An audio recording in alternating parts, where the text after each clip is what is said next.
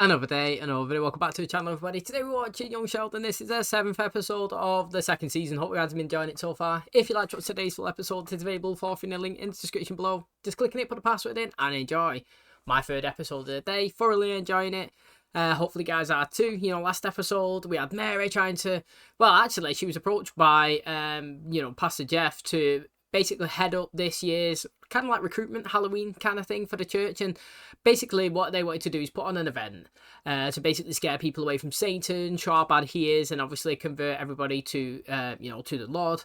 And basically, she was coming up with this play, this house, this haunted place. Approached the drama school teacher. We seen him do Annie. Do you remember that time when he got on stage, sang all of it because Sheldon was too scared? He come in with his own plan. He actually looked pretty good in his costume, to be honest, as Satan.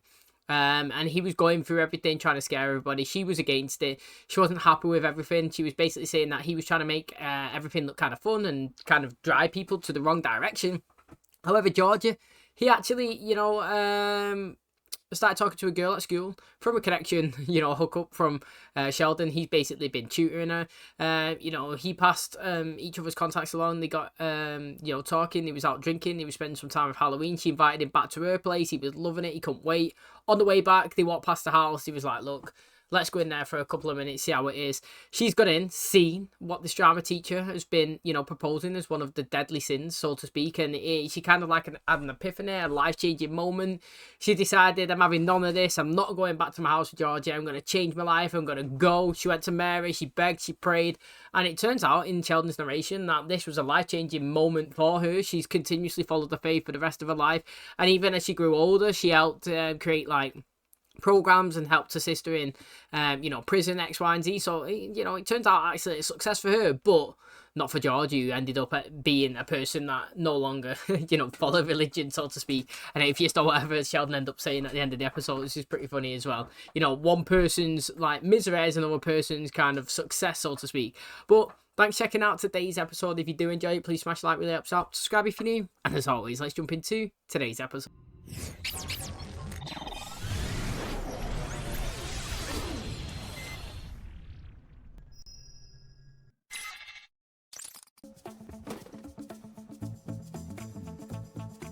From a young age, I was the proud member of several elite organizations. Starfleet International, entitling the bearer to say things like, I'm a member of Starfleet International. And best of all, the Natural Science Museum of Texas. Secrets of carbon isotope dating. Juicy. There's going to be a lecture on carbon dating at the Natural Science Museum on Saturday. Who would like to take me? You know what? I'd be happy to. What happened to help me at my yard sale? Oh, is that this Saturday? I'm sorry. Dad, do you believe that fossils are millions of years old? I guess. Why?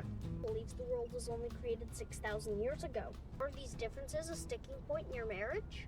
Not at all. All right, as soon as I get this table set up on the lawn, y'all can start bringing that stuff out. How much are we getting paid today? You're not getting paid squat. You're helping out your meemaw. How much you want? $5.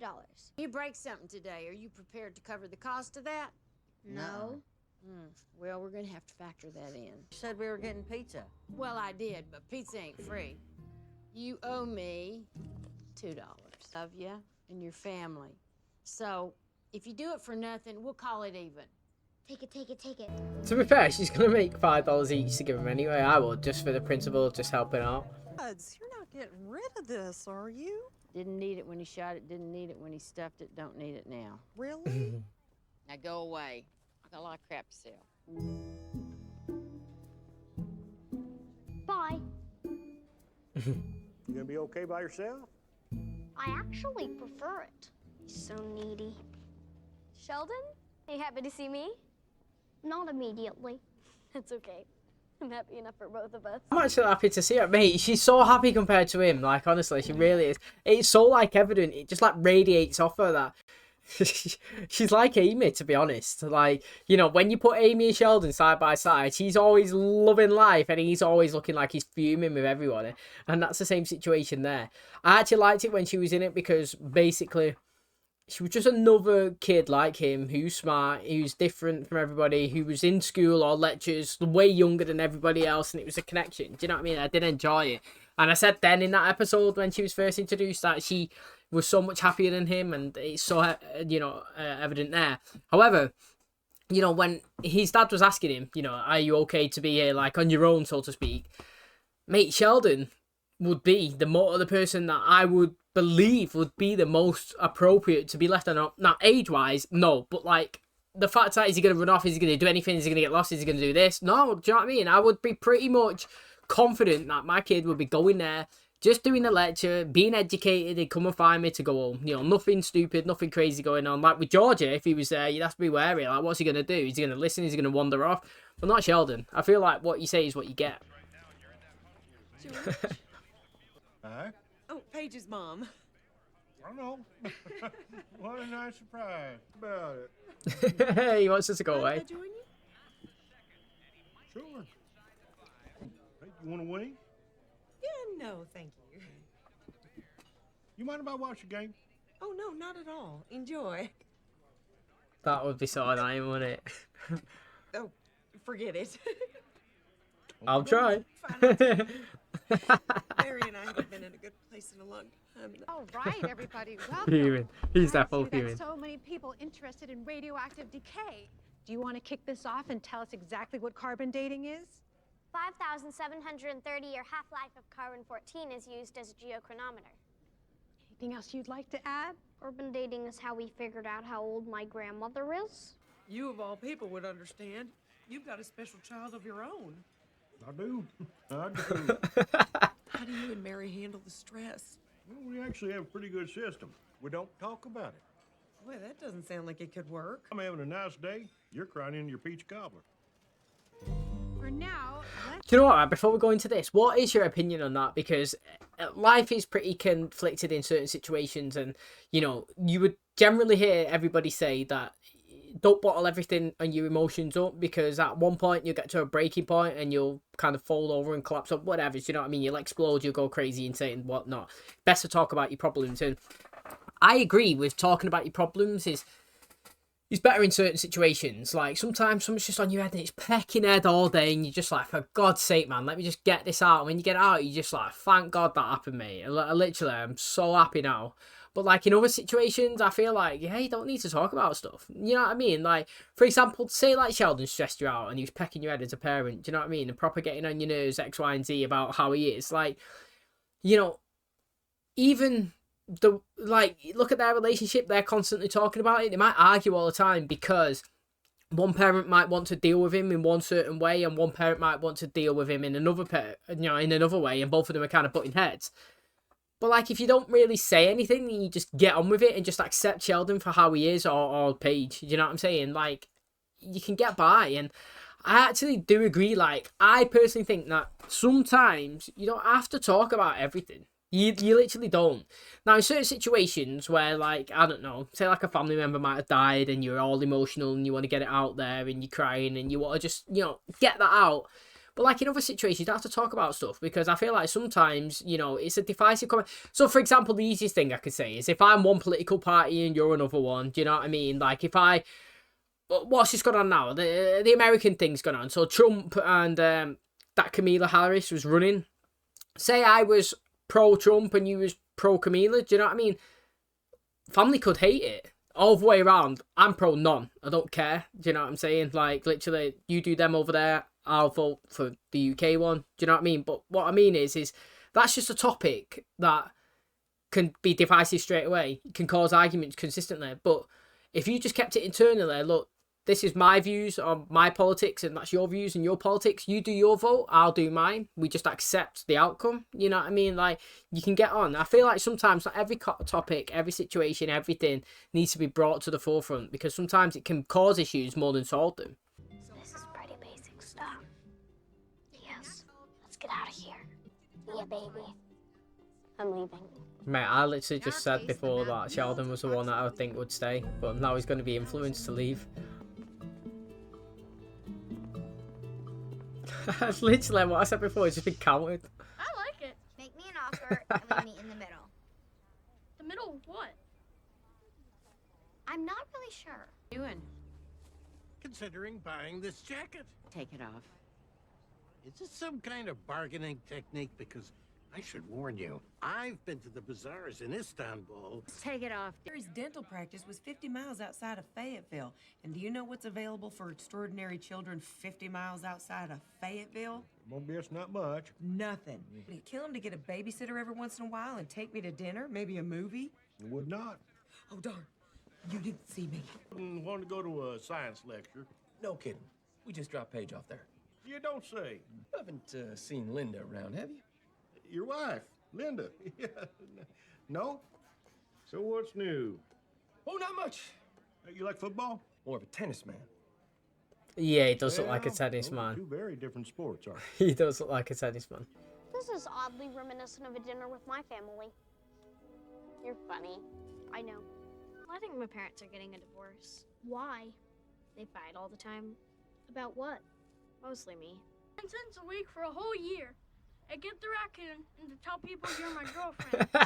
15 cents a week, and if you say hello to me in school, I'll say hello back. He's got deal. Are you okay?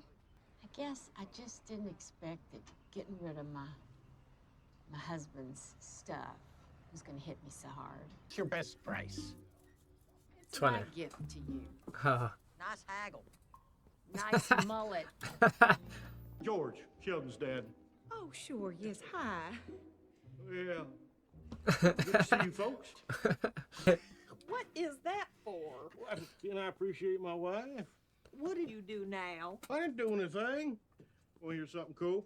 Sheldon skipped out of that lecture with that little Page girl, snuck into a closed exhibit. You think that's cool? Sheldon got into trouble with the girl. I'm bursting with pride. Dad? Hand my topsy.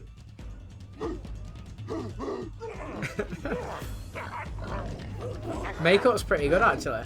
He actually said that he sat down in that caveman style like them, didn't he? You know what, right? I always think, you know, so they're going back to the Stone Age there, the caveman days, and like, did you ever wonder what it would actually be like just living a day in their life? Mate, I would absolutely love it. You know, if you could do Back to the Future or whatever, and just fucking ping around all over to different timelines in life, it'd be so sick, honestly. Like, I'd love to go back to the dinosaurs and see if they was actually real. Like, I'm not saying they're not.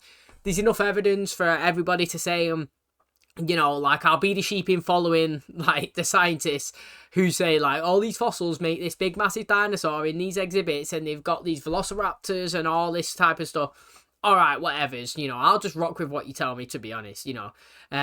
However, I would love to see it. Do you know what I mean? Imagine going back in the day and standing there, just watching the dinosaurs roam around everywhere, flying, walking, T-Rex and all this. It's crazy. And then, obviously, fast forward, you got the cavemen, and you got... What are them big massive mammals that you got in Ice Age? Is it Sid's the one with like the fucking eyes that come out here, innit? What's the other big one with the tusks? They're not that, and you know, we don't have them anymore. Like, you know, imagine trying to live in those days and the way they communicated and it, you know, every day just waking up, basically no clothes, waking up cold. Imagine like winter now, it's absolutely freezing here, it's snowing. Honestly, like, it is so cold. Every day coming outside your house, sitting in your car, shaking like that, waiting for the windscreen to de-ice. You know what I mean? Like, what did they do? You know, I've got clothes on. You know what I mean? I've got a coat. I'm waiting for it to defrost. They're going to be wearing, you know, just random stuff that they've made. You know what I mean? Like, how did they live and eat and, you know, everybody get along and, you know, fast forward to where we are, you know, rocking around in the Western days and the horses and living. It's just crazy. Like, I would love to go back and see all different timelines and everybody that's kind of, you know, lived and how they lived. I just think it's fascinating. But, you know, it's interesting there, you know. Do you know what I was saying? Sheldon before, like, would be the person that, you know, you could trust to sit there, do the lecture, and come meet you, mate. But I was eating my words, wasn't I? Because Paige come in, intimidating, called him a baby. We know what he's like calling him that. Do you remember when a girl come in that he thought was his friend that said she's used to babysitting, and it got him upset and he stormed off? Easy trigger for him, called him. And he's gone. He's escaped. He's got a proud dad moment, though, that, like, you know, his young sons ran off with a girl and got into trouble. I just think that's like a dad moment where, like, you should be fuming. Do you know what I mean? You should be shouting at them. You should be angry. But in the back of your mind, you're like, my guy. Do you know, I can't even explain it. But that's literally how it is. And then when it comes to Mary, who's going to shout at him or moan at him, she's like, you know what? I just don't want to talk about it. And he's like, mate, I am loving life, mate. Literally, what a great day. So he's got his wings. He's seen somebody else's marriage crumbling. His staying strong. Not getting shouted at. Son running off with a girl. It's a great day for him all round. So it was a pretty fun episode. Okay, that's going to wrap up today's episode. Thanks so much for checking out the channel today. Hope you guys enjoyed it. You know, Mima, she actually thought that, you know, Connie could get rid of all that stuff. You know, it's like, this is my husband's stuff. It's been in my house for years. You know what I mean? I don't really use it. It's in the closet. It's in the garage. It's taking up space. You know, we never open the boxes. We never used them. I might as well get rid of it. However, she didn't really consider the feelings that she would have. So even though she don't see it, she don't touch it, she don't use it, and it takes up space, it's the sentimental value of stuff. And when you see it and you pass it around, you know, you kind of reminisce and get upset and X, Y, and Z, or you get happy. And, you know, Dr. Sturgis, he was wearing a jacket, and although she wanted to get rid, she don't want to see it on him. You know what I mean? A daily reminder of potentially, you know, her past husband. Yes, she's got great memories of him, but she don't want to get that connection. Do you know what I mean? I understand where she was coming from. Just because it's never used, never seen, and always put away, if somebody could just pick it up and just walk off and throw it and you never get to see it again, that's kind of the same. However, if it was consistently around back in your day-to-day life and you can see it and things, it just brings up the emotions that you don't really need, you know what I mean? And talking about haggling, you know, she was teaching them about the, you know, the art of doing it, and she wanted to sell that raccoon that her husband shot and stuffed and whatnot for $5 in it, and she ended up, Missy anyway, cutting a deal with Billy for 15 cents per week. So right now, she obviously didn't get the money that she wanted, but by the end of the year, the 12-month deal, she gets 780. That means she'd made $2.80 more than it was originally listed for. So she's actually in the win, didn't she? So talk about the art of haggling. She absolutely bossed it out of the park, didn't she? And, you know, I'm actually really enjoying the fact that she's getting a bit more screen time because, like I mentioned before, I think she's pretty funny. She does well, and I always enjoy the scenes that she's in. Thanks for checking out today's episode, though. Hopefully you guys enjoyed it. If you did, please smash a like. Really helps out. Subscribe if you do. And as always, I'll catch you in the next one. Cheers, guys.